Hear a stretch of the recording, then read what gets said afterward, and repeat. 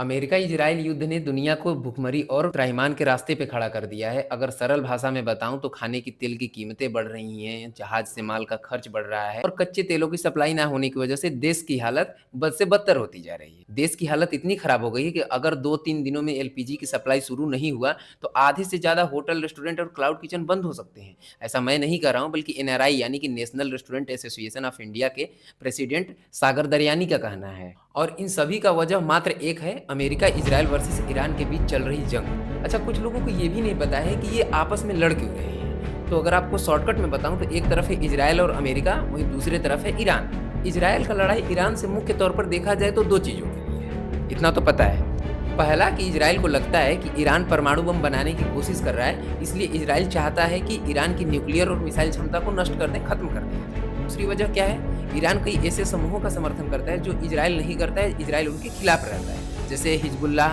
Hamas आदि। अब सवाल ये है कि अमेरिका इस लड़ाई में क्यों है। तो बात सही है कि ये लड़ाई अमेरिका का है ही नहीं, बस ये सिर्फ ट्रम्प के चचा की वजह से हो रहा है। क्यों? क्योंकि चचा कभी चाहते ही नहीं है कोई देश परमाणु हथियार तैयार करे। दूसरी चीज कि चचा की नज़र ईरान के कच्चे तेल पर है। ये कभी नहीं चाहते हैं कि ईरान कच्चा तेल बाहर के देशों में एक्सपोर्ट करे, और ईरान इंडिपेंडेंट कंट्री है, तो चचा चाह कर भी ईरान को तेल बेचने से रोक नहीं सकते हैं। इसलिए चचा को इजराइल के साथ मिलकर बहती गंगा में हाथ धो रहे हैं।